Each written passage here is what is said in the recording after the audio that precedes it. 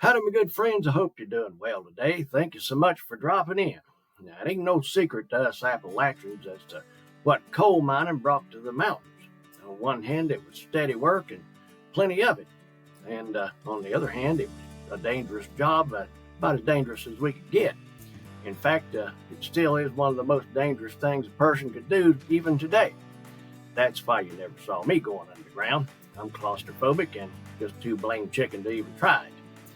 Provided that we don't live downstream from an active mine, we just might be clear of a mining accident.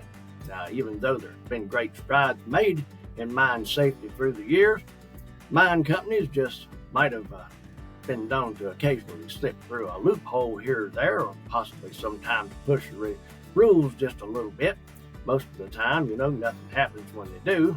Sometimes they might get a citation to fix the issue with no harm done, but every now and then, we get a big ugly reminder of just why the rules were in place to start with.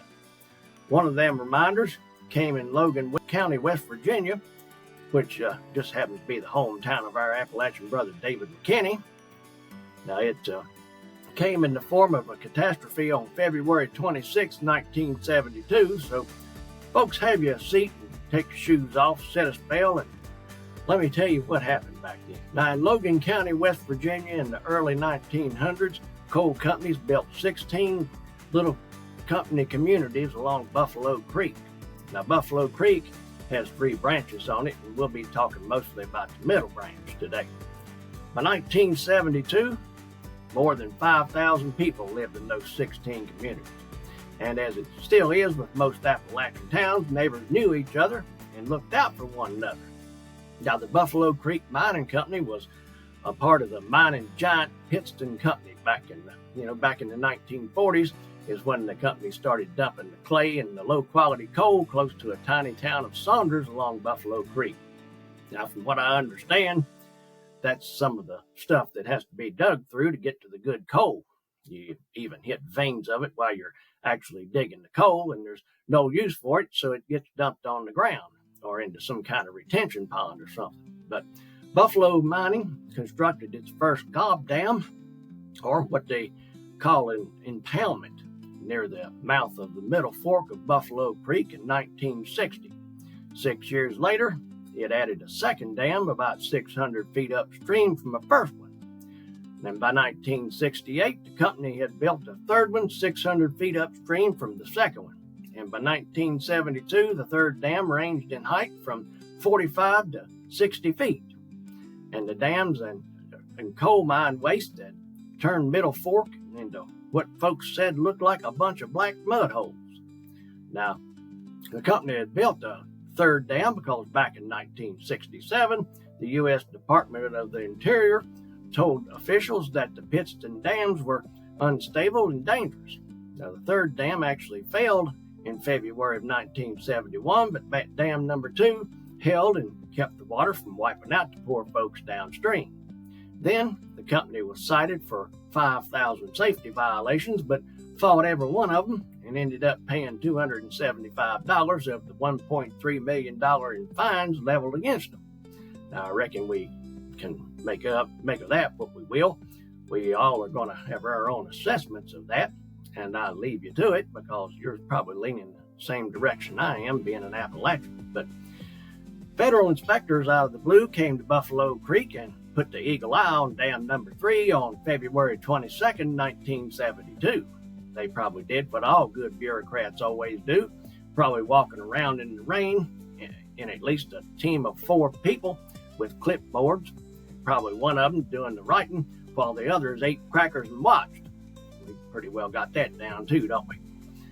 They used their infinite knowledge that they learned by telling everybody else what to do while having never produced, ran, or oversaw anything in the private sector in their entire life, and they arrived at the conclusion that the dam was in satisfactory condition. And then they left, all while the rain kept coming. It had rained like that before because it was pretty much typical for that part of the season in Logan County. Now, they'd even had flooding in that area before, which led to alarm after alarm where folks were evacuate the area, and then they'd feel like they'd listened to Chicken Little crying about the sky falling. when nothing happened. Yeah, I think we've all been there before. Somebody might set up a warning system to warn folks of impending doom, only to have lawyers getting involved. And then once that happens, the folks who set up the warning system are told by the lawyers about the liability of not warning somebody when there might be the least little bit of chance of anything happening. And then the result being that every time the wind blows, warnings go off. After going through the trouble of evacuation a few times, only to have nothing happen, the warnings pretty much become a running joke amongst everyone that lives in the area.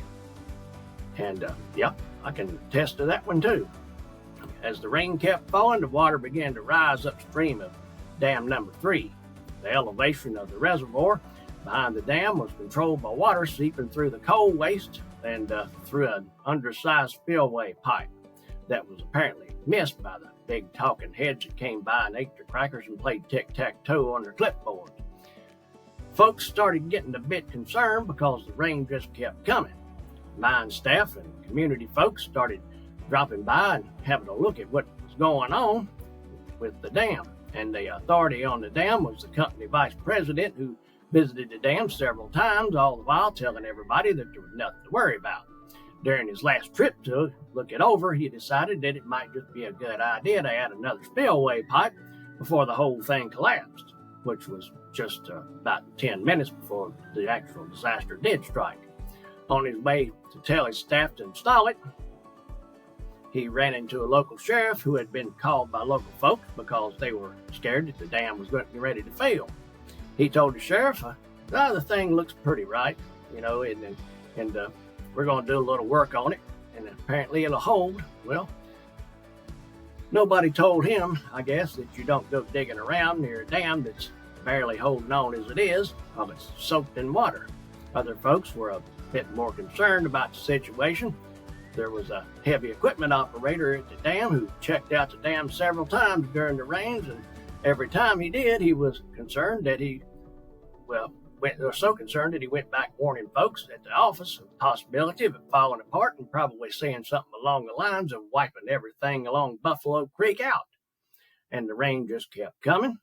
And finally, Buffalo mining officials must have got concerned about the condition of the dam because they took to measuring the water levels every 2 hours during the night of the 25th. A Pittston official who was on site had been warned about the increasing danger, but still the residents of the holler were never told squat. Now, the company even sent away 2 other deputy sheriffs who'd been dispatched to assist with possible evacuations. Despite the lack of warning from company officials, some residents, being the wily Appalachians that they were, sensed the danger and moved on up to higher ground anyway. We'll have a look at the picture of what happened there. Now, just before 8 o'clock in the morning, on February 26th, our heavy equipment operator went back to check on the dam, probably because nobody would listen to him preaching the gospel of the dam collapse. He reported that the water had risen to the crest of the dam, and the dam was, all real soggy. Now, probably was telling the official who had just looked at it and decided it needed a new drain pipe. I expected our operator hadn't hardly got the warning out of his mouth when at 8:05, the dam came down like a house of cards. It went straight through the dam number 2 and then dam number 1 like a bowling ball through pins. At about 132 million gallons of black wastewater tore through Buffalo Creek Holler and headed straight through the communities built along its banks. In a matter of minutes, 125 good, hard-working Appalachians and their families were dead. 1,100 more were injured and over 4,000 left homeless. The flood wiped out 502 houses and 44 mobile homes and damaged 943 other houses and mobile homes.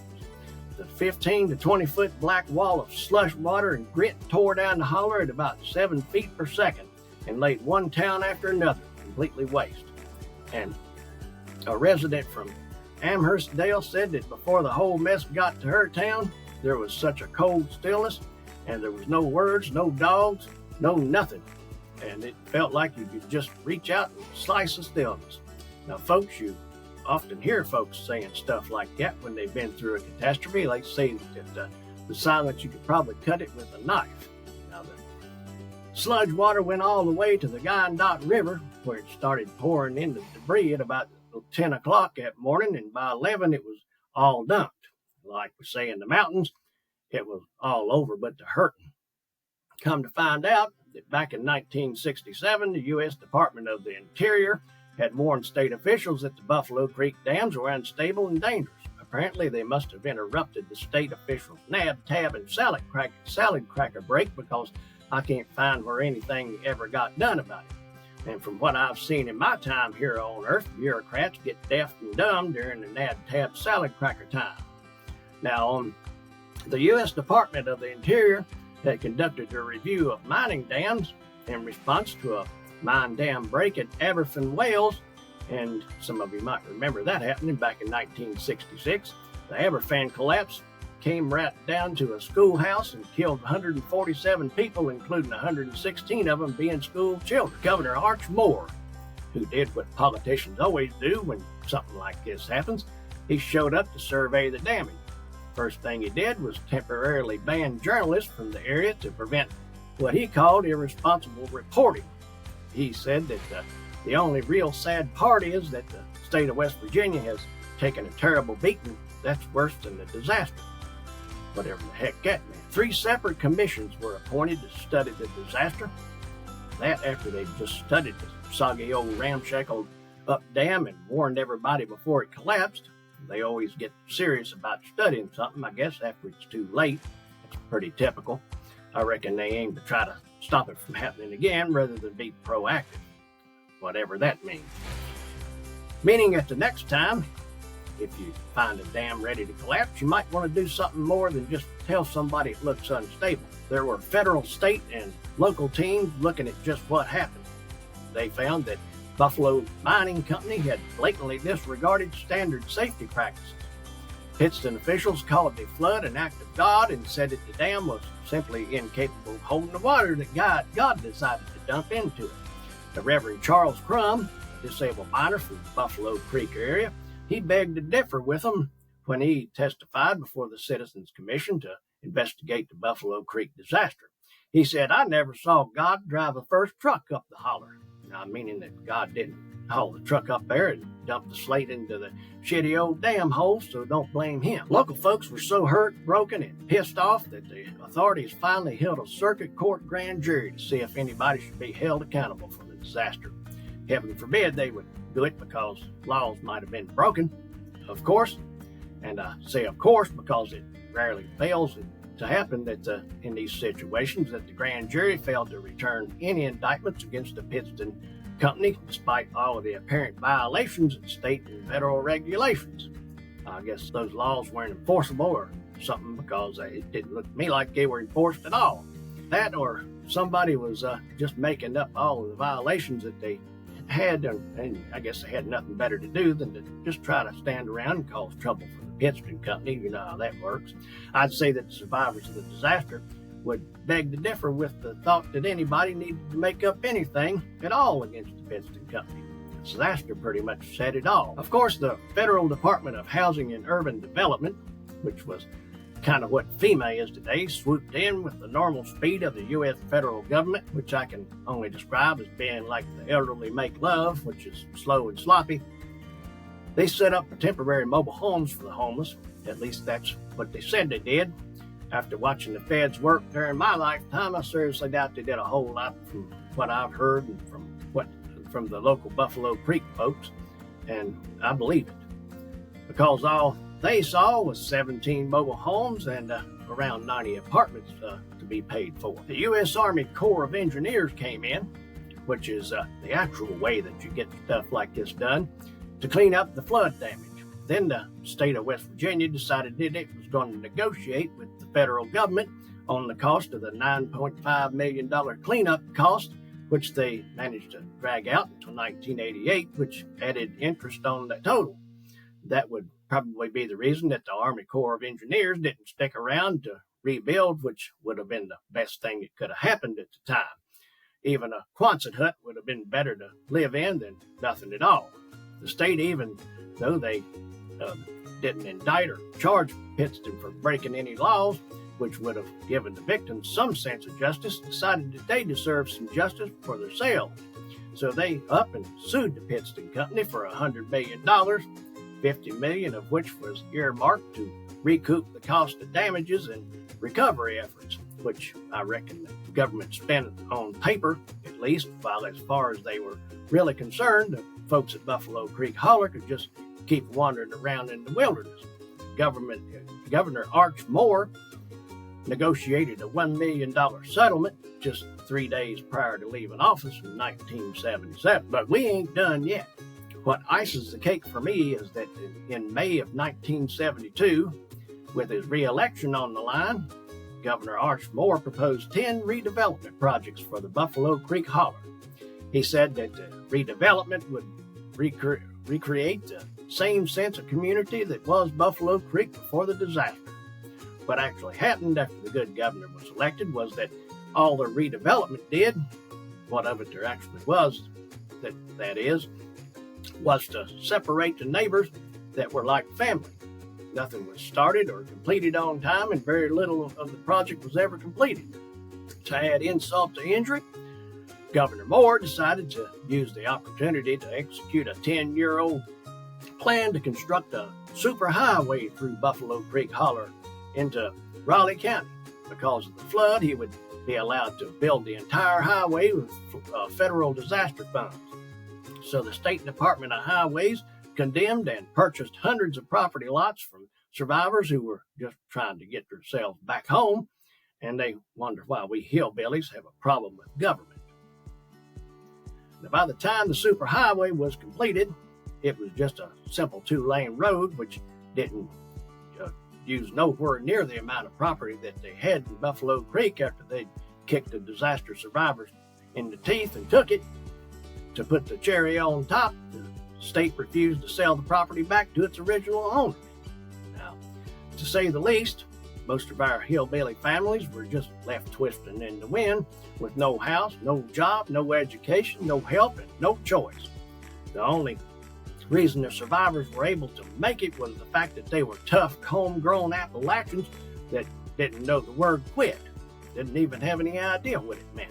So they got together the biggest class action suit in years, where about 600 survivors and family members of victims sued Pittston for $64 million.